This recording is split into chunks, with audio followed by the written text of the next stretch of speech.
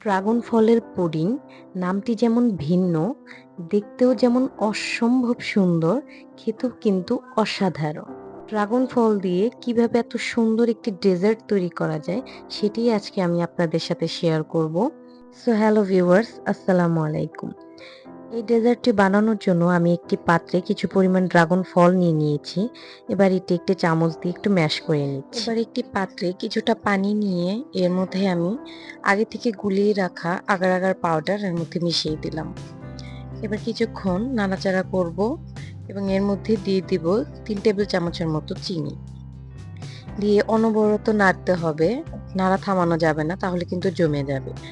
আগে থেকে ম্যাশ করে রাখা ড্রাগন ফলের জুসটা এর মধ্যে দিয়ে দিলাম। দিয়ে বলক ওঠা পর্যন্ত দেরি করব, যতক্ষণ না পর্যন্ত বলক উঠে একটু আঠালো ভাব চলে আসছে। এবার একটি পাত্রে 20 মিনিটের জন্য সেট হতে রেখে দেব। ফিরে এলাম 20 মিনিট পর। দেখুন কি সুন্দর জমে গেছে।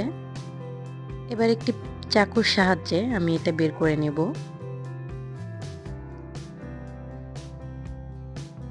দেখুন দেখতে কতটা সুন্দর লাগছে এবং কালারটাও কিন্তু দারুণ এসেছে।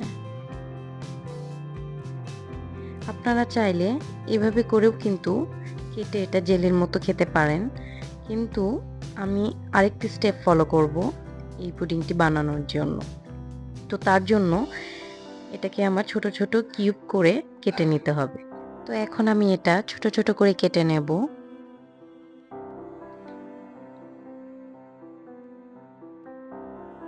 দেখুন কত সুন্দর লাগছে, এভাবে কিন্তু খেতে দারুণ লাগে।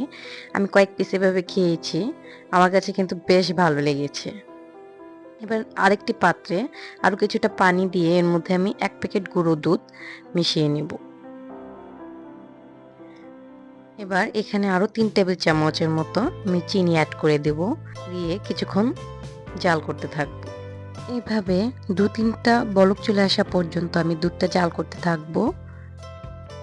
দুধটা জাল করা হয়ে গেলে এবার একটি পাত্রে কিছুটা পানি নিয়ে এর মধ্যে আমি 1 চামচ আগার আগার পাউডার গুলিয়ে নিব।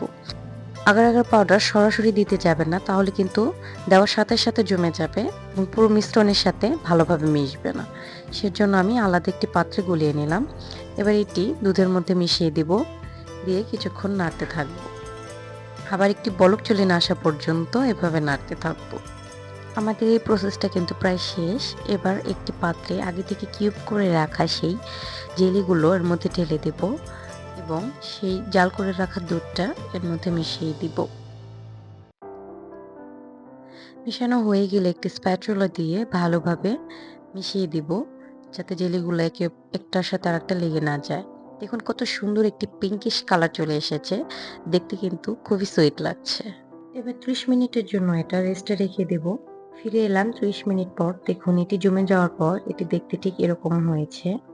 পুডিংটি সার্ভ করার সময় চাকুর সাথে লেগে এক সাইড একটু কেটে গেছে, তাই এরকম লাগছে দেখতে। কিন্তু ওভারঅল সবকিছু মিলিয়ে দেখতে কিন্তু দারুণ হয়েছে এবং খেতেও কিন্তু দারুণ টেস্টি হয়েছে। এই ডেজার্টটি গায়ে হলুদের প্রোগ্রামের জন্য অথবা মেহমানদের জন্য খুব সহজেই তৈরি করে নিতে পারেন। ভিডিওটি ভালো লেগে থাকলে আমার চ্যানেলের পাশে থাকবেন। আল্লাহ হাফেজ।